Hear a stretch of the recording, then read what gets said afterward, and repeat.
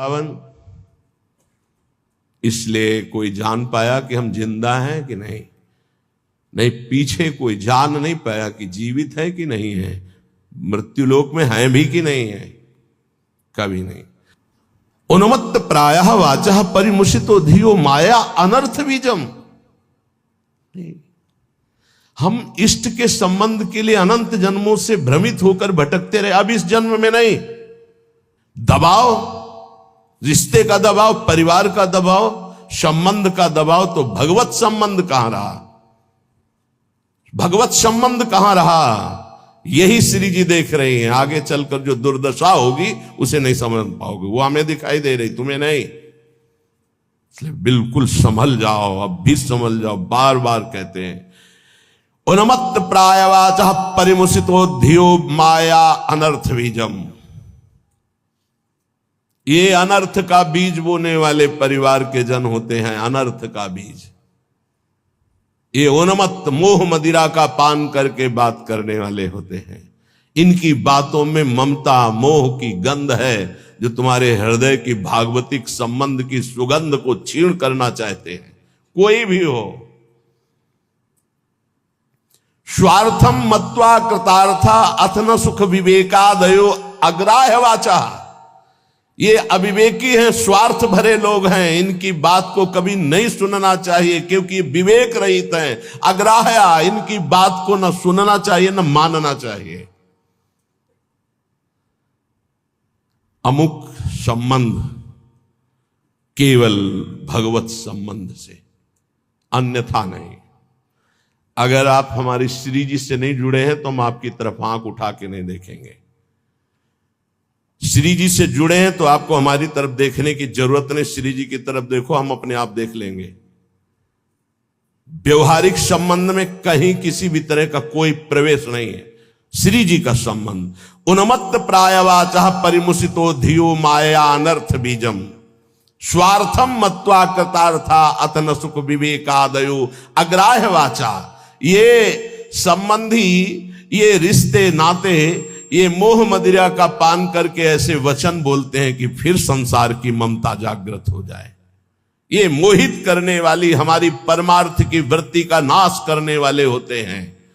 ये अनर्थों के दुख का बीज बो देते हैं। ये विवेक रहित बोलते हैं, इसलिए इनकी बात अग्राह्य वाचा, इनकी बात सुने मत, नहीं तो परमार्थ भ्रष्ट हो जाएगा। बहुत सुंदर किसी किसी के परिवार के जन, कल एक हमारी श्री जी की सेवा में रहते हैं उपासक, उनकी माई, तो उन्होंने कहा कि जब हम बेटे से बात करने के लिए यहाँ निवेदन किया और बेटा मिला, तो उसने मुंह फेर करके कहा कि अगर आप हमारी माँ हो तो दोबारा हमसे मिलना मत। बोले मुझे अच्छा लगा, आंसू भरे थे आंखों में, मुझे अच्छा लगा कि मेरी कोख पावन हो गई। और आज से मैंने भी निर्णय लिया है कि मैं कभी सामने नहीं जाऊंगी और आशीर्वाद दूंगी कि वो नित्य निरंतर श्री जी की सेवा में आपकी आज्ञा में रहे। उनका धन्य है तू माँ, तू धन्य है। अगर और बहुत ही स्वभाव सुशील, बहुत ही अच्छा लगा बात करके कि माँ हो भगवान, माँ दे तो ऐसी माँ दे जैसी कल वो मिली, एक भी ममता की बात नहीं। बोले हमने भी निश्चय किया, मुझे भी अच्छा नहीं लगा कि मैं अपने बेटे को मोह से ग्रसित नहीं करना चाहती, परमार्थ में आगे बढ़ाना चाहती हूँ, तो मैं कभी सामने न जाऊं। मैंने भी निर्णय लिया। तुमका धन्य है तुम्हारा। जो सेवक जी ने कहा नाम प्रसंग कहे तो उपदेश, वो धन्य देश है, वो धन्य कुल है, धन्य सुतात धन्य सो माय। तो है मैया तू उसी माय में आ गई जिसको सेवक जी धन्य कहते हैं। अरे धन्य है उसका गर्भ जिसके गर्भ से भगवान का महाभागवत पैदा हुआ। और तो सब न जाने कैसे कैसे संतानें उत्पन्न होती हैं और वो भगवान से विमुख नाना प्रकार के आचरण करके अपने आप को दुर्गति और माता पिता देख देख कर जलते रहते हैं। ये बात बहुत ध्यान से समझ लो जो इस श्लोक कह रहे हैं। ऊपर वाले श्लोक में बताया अपनी निष्ठा की युगल सरकार हमारे इतने सुंदर हैं कि करोड़ करोड़ कामरति मूर्छित हो जाएं, लक्ष्मी नारायण भी शोभा देख करके ललचाने लगे, ऐसे हमारे उपास्य देव श्यामा श्याम है। हमारे श्यामा श्याम में रति किनकी नहीं हो सकती, जो विषय विष के कीड़ा बने हुए हैं, या जो ब्रह्मबोध के द्वारा मोक्ष प्राप्त करना चाहते हैं, या जो जीवन भर भोग भोगा बुढ़ापे में सोचते हैं हम प्रेमी हो जाएं।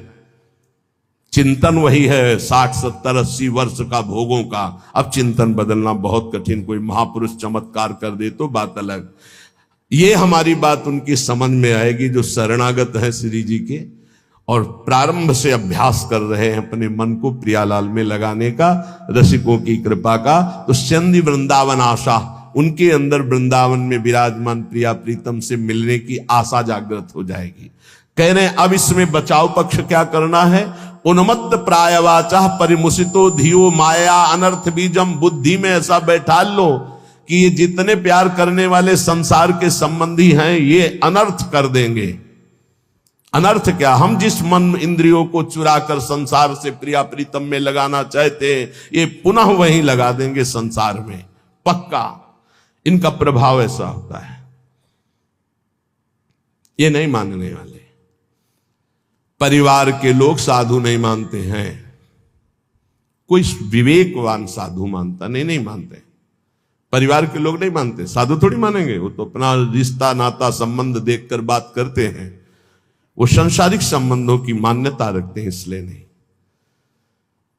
कबीर वहां ना जाइए जहां जन्मभूमि का ठाव, भगति भाव पूछे नहीं ले पुराने नाव।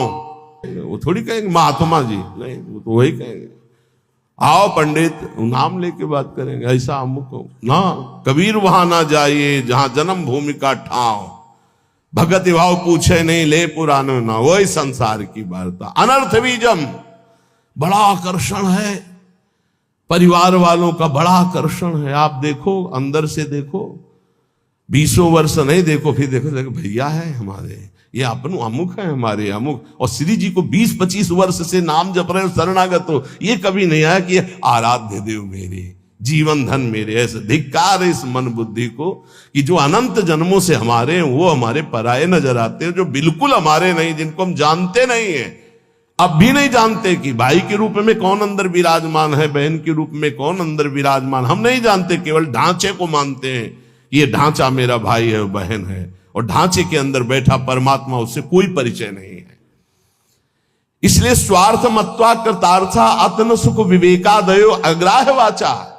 अय विवेकी साधक, ये परिवार के जन विवेक युक्त नहीं बोलते, इनके मोह मदिरा से उन्मत्त प्रायः भरे वचन होते हैं, इनके वचनों को नहीं सुनना चाहिए। अग्राह्य वाचा, इनकी वाणी को ग्राह्य नहीं है, अग्राह्य है।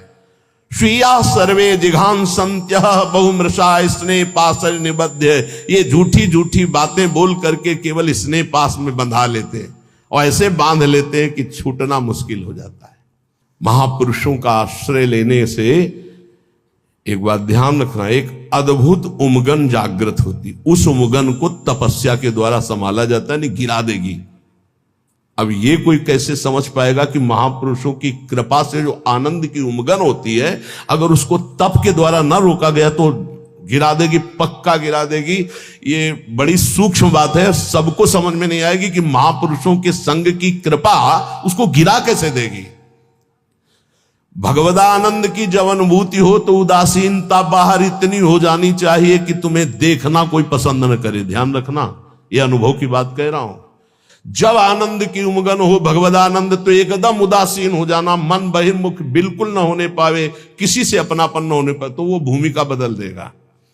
महापुरुषों के संग से बिना साधन के भी आनंद की उमगन होती है। उस आनंद की उमगन को बिल्कुल वैराग्य और तप के द्वारा सहा जाता है, तब वो जाके महानता को प्राप्त हो। वो समझ नहीं पाए। तो यहां ये कह रहे उन्मत्त प्रायवाचा परिमुसितो धियो माया अनर्थ बीजम। ये जो कह रहे हैं इसको बात समझ लो, यही तुम्हारे जीवन का पतन कर देगी, चाहे गृहस्थी में चाहे विरक्ति में हो। इस बात को अच्छे से समझना। उन्मत्त प्रायः वाचा परिमुसितो धिया माया अनर्थ बीजम। एक बार जब परिवार के जन सामने हो और तुम उनमें भगवत भाव प्रणाम करके अपनी भाषा बोलना वैराग्य की, फिर देखना तुमसे कौन प्यार करता है। तुम उनकी भाषा में मत आ जाना, अपनी भाषा में बोलना जो साधु की भाषा होती। फिर तुम्हें असलियत में समझ में आएगा कि कौन प्यार करता है। कोई नहीं। जब तुम उनकी भाषा बोलते हो तब बात, अपनी भाषा में सदैव हो भक्त, अपनी भाषा में। ये जीवन अब ऐसा दांव नहीं हमें चूकना कि इस जन्म में मुझे भगवत प्राप्ति ना हो। ये बहुत अंदर की बात समझ लेना। उन्मत्त प्राय वाचा परिमुसितो धियो माया अनर्थ बीजम, बिल्कुल 100%। अगर पारिवारिक मोह के जाल में फंस गया, चाहे गृहस्थ हो चाहे विरक्त हो, निकल नहीं सकता। इतना बड़ा जाल है। स्वार्थम मत्वा कृतार्था अतन सुख विवेकादयो अग्राह्य वाचा। कैसे तुम्हें बताए? बाहर थप्पड़ लगता है तो उसके लिए औषधियां होती, लेकिन जब हृदय की मार होती तब कोई औषधि नहीं होती। इसलिए आपसे प्रार्थना कह रहे, अब भी संभल जाओ, अब भी संभल जाओ। तुम्हारा वैराग्य स्वरूप है तो तुम लोग अपने वैराग्य की इज्जत की रक्षा करो। समझ में आना चाहिए कि वैरागी का स्वरूप क्या होता है। परिवार वालों को, संसार को भी समझ में आना चाहिए। आपका अपने ठाकुर सेवा, अपनी भगवत सेवा, अपने दिनचर्या इतना महत्व हो कि सामने वाला 1 घंटे दरवाजे पे खड़ा रहे और सोचे कि क्या इनकी भागवतिक रति है। ऐसे संकेत में श्री जी आपको समझा रही हैं।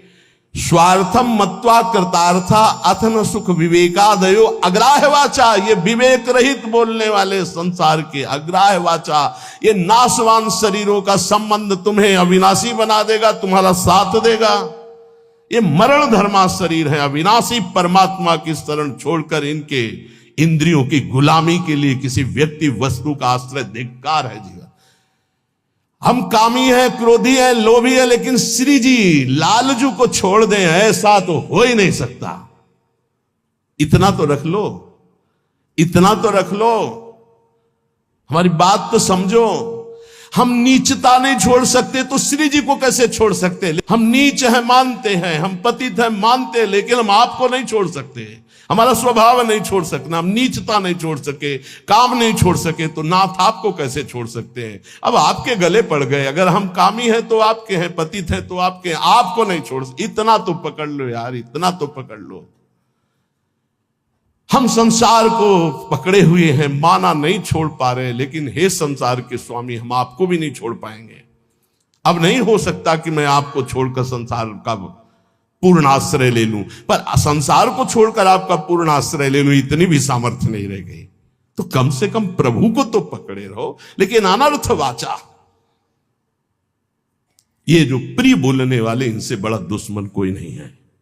कोई बिरला होता है जो प्यार का अर्थ समझता है, अपने प्यारे के सुख में निमग्न रहना। वो तो केवल सच्चिदानंद भगवान ही जानते, दूसरा कोई नहीं। प्रीति की रीति रंगीलो ही जाने, ये संसारी जानेंगे। ये अपने स्वार्थ के बसीभूत, ये अपनी वासनाओं के कीड़े, ये प्रीति को जानेंगे, ये प्रेम को जानेंगे। तुम्हारे हृदय को छलनी कर दें। अगर अब बात नहीं मानोगे तो बाद में पछताओगे। हे सिंहवत जीना सीखो, सियारवत अगर जीवन जीना है तो इनके अनर्थ वचनों में लग जाओ। ये तुम्हें रुपया दे सकते हैं, तुम्हारा बैंक बैलेंस बढ़ा सकते हैं, लेकिन तुम्हारे हृदय की भोग वासना को नहीं मिटा सकते। और भोग वासना नहीं मिटी तो चक्रवर्ती सम्राट भी एक महान दरिद्र है, क्योंकि उसके अंदर असंतोष है, भोगों की आशा है। और फिकर भारी फकनी करे ताको नाम फकीर। कोई चिंता नहीं, कोई परवाह नहीं, इससे बड़ी कोई स्थिति नहीं होती। वही तुम्हें गुरुदेव देना चाहते हैं। इसलिए स्वीया सर्वे जिघांस्यत्यः बहुमृषा स्नेह पाशैर निबद्ध। देख लो, हम एक साधिका की बात करते हैं। भाई जी महाराज के प्रवचन सुनकर के एक साधिका ने भाई जी को गुरुदेव माना। कभी नहीं देखा था, केवल कल्याण पत्रिका पढ़ी और भाई जी के वचन पढ़े और गुरुदेव माना। भाई जी की छवि कहीं से पता लगी तो मंगाकर अपने सिंहासन पर विराजमान। रात दिन दरवाजा बंद, घर के सदस्य उसे भोजन दे देते, बस दरवाजा बंद। 9 युवती, भाई जी की छवि। रात एक दिन उसके अंदर इच्छा आई, क्या मैं अपने गुरुदेव को कभी भर नेत्र से देख सकती हूं सामने से? वो सत्य सच्चिदानंद में मेरे गुरुदेव क्या कभी चलकर मेरी कुटिया में? असंभव। किसी नगर के किसी एक घर में बंद वो रात दिन गुरुदेव के अनुसार भजन करती और इच्छा जागृत हुई कि अब भाई जी कभी चलकर हमारे दरवाजे पर आएंगे। पर जाकर जही कर सत्य स्नेहु सोते मिले न कछु संदेहु। भाई जी तीर्थ यात्रा के लिए एक ट्रेन निकलवाई थी जिसमें सब भक्त थे। वो एक स्टेशन पे रुकी, अचानक आकर्षण भाई जी का हुआ। स्टेशन से स्वयं अकेले उस नगर में गए। और वो तो अलौकिक दिव्य महापुरुष, उसके घर गए, दरवाजा खटखटाया, किसी से पूछने की जरूरत नहीं, बिना तार का तार। किसी की हिम्मत नहीं थी कि उसका दरवाजा खटखटा दे। केवल समय भोजन का वो परिवार के लोग खिड़की से दे देते थे और उसका अपना अटैच था, तो कभी बाहर ही नहीं निकली, कभी किसी को चेहरा ही नहीं दिखाती थी। उसको लगा ऐसा कौन जो दरवाजा खटखटाता है, तो एक स्नेह का आकर्षण, ऐसा लगा कि या तो श्री कृष्ण है या तो भाई जी है। कि तुम राम दीन अनुरागी, कि तुम हरिदासन मां कोई, मुरे हृदय प्रीति अति हुई। जैसे विभीषण जी को लगा या तो कोई बहुत बड़े हरिदास हैं जो सामने, या स्वयं हरि हैं जो विप्र रूप में है, या तो कोई बहुत बड़े भगवान के भक्त हैं, या तो स्वयं भगवान है कि मेरे हृदय। ऐसे उस देवी का हृदय बोला या तो श्री कृष्ण साक्षात आए हैं या तो भाई जी आए हैं। बिना हिचक के दरवाजा खोला तो जिनकी छवि थी वही सामने खड़े। अब सोचो, जो वर्षों से साधना करके केवल एक बात चाह रही कि एक बार मेरे गुरुदेव चल करके मेरे को, क्योंकि मैं तो नहीं पहुंच सकती, मेरी सामर्थ्य नहीं, एक बार वो आज जे देखा चश्मा लगा, धोती कुर्ता ऐसे। अब वहां नेत्रों से बात होती, बोलने की हिम्मत नहीं रहेगी। अंदर गए, दरवाजा बंद, रो पड़ी चरणों में। भाई जी ने कहा कि श्री कृष्ण की अपार कृपा आप पर है। कहा बस अब मुझे और कोई श्री कृष्ण नहीं चाहिए, हो गया। मेरी आखिरी इच्छा थी कि गुरुदेव एक बार मुझे साक्षात दर्शन दें। थोड़ी देर बैठ, उसने कहा मेरी एक प्रार्थना है, अब आप दोबारा कभी यहां बताइएगा। भाई जी ने कहा ऐसा क्यों कहा? बोले आप जब आओगे तो अब हजारों लोग आएंगे और मैं ये नहीं जानती कि आप भी अब जान पावे कि मैं आपको कितना प्यार करती हूँ। ये जीवन सिर्फ आपके लिए है और आपके लिए होते हुए भी आप भी न जान पाए कि मैं आपको कितना प्यार करती हूँ। बस जैसे अभी तक थी वैसे ही रहना चाहती हूँ, अब दोबारा कभी भाई। तो भाई जी ने उसके लिए पद लिखा है, पद रचना की। और पूज्य राधा बाबा से जब ये बात कही तो राधा बाबा ने इसे प्रकाशित किया, नहीं भाई जी से प्रकाशित भी नहीं करते। कि धन्य है वो देवी जो ऐसी एकांत पूरा जीवन भजन करके पूरा कर दिया, कोई जान नहीं पाया उसको। जो अपने आराध्य देव के लिए इतनी गुप्त आराधना की जा सकती है, फिर हमें संसार और संसार के संबंधों से क्या। इसलिए ये जीवन हमें केवल भगवत प्राप्ति के लिए। स्वीया सर्वे जिघांस्यन्त्यः बहुमृषा स्नेह पाशैर् निबद्ध। ये स्वजनगण अत्यंत झूठे स्नेह पास में बांध करके तुम्हें मार देंगे, मार देंगे। जिघांस्या, तुम्हें मार देंगे। मान लो कैसे मारा जाता है, ये तुम नहीं जान पाते हो। माया बहुत विचित्र है, बहुत विचित्र है, ये देखा है। इसलिए प्रार्थना है बहुत सावधान, बहुत सावधान। परिवार के लोग अच्छा समझते हैं, जब आप भोगों को स्वीकार करेंगे, भोगों में उतरेंगे, रिश्ते नातेदारों में उतरें, उनको बहुत अच्छा लगेगा। क्योंकि माता आपसे प्यार करती है पर दो चीजें देखती है, आपका पेट भरा है, आपको अच्छी नींद आती है,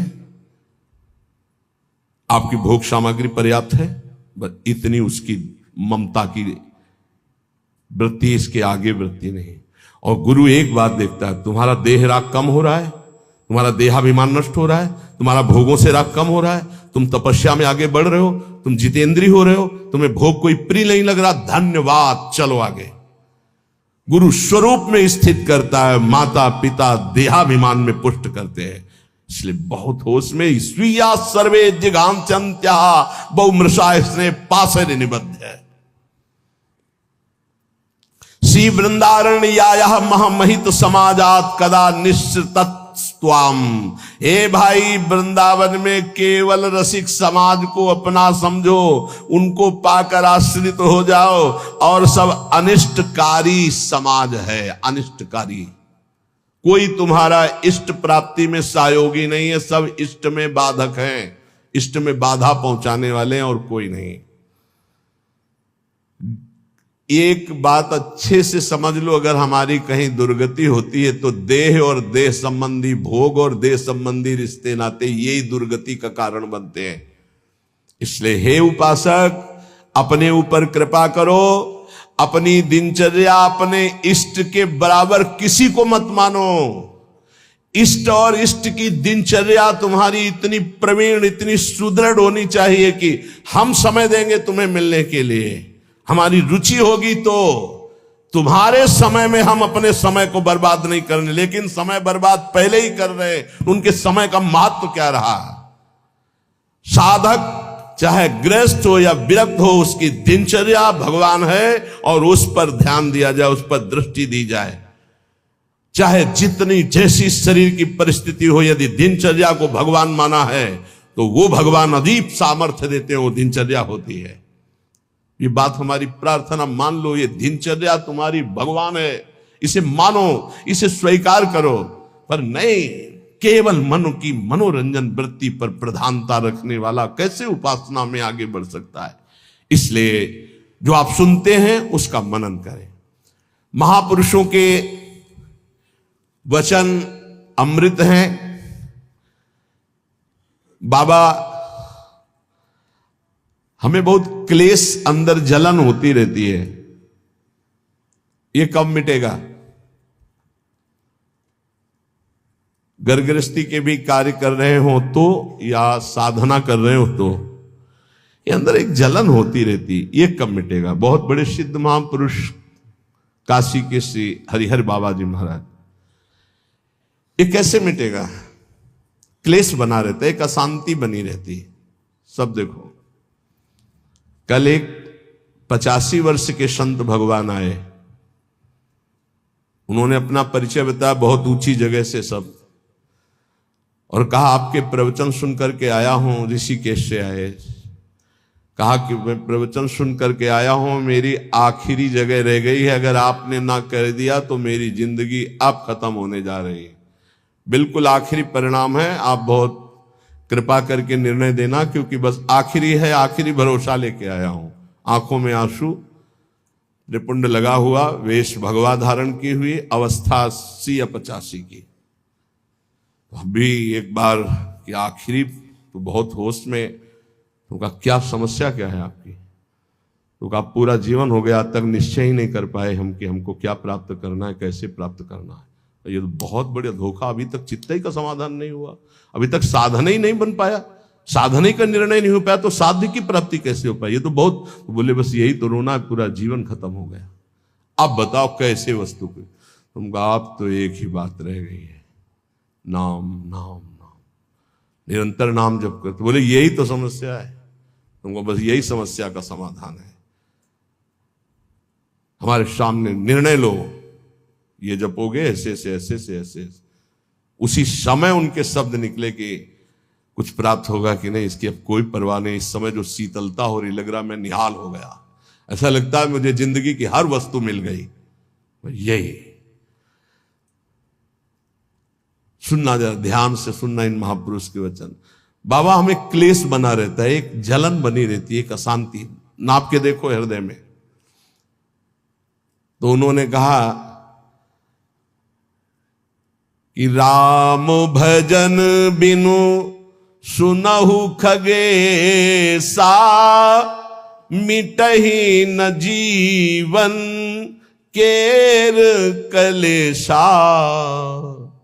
जैसे पहला ग्रास पाते हैं तो भूख उतनी एक ग्रास की जैसी मिटती है, पर अनुभव में नहीं आती।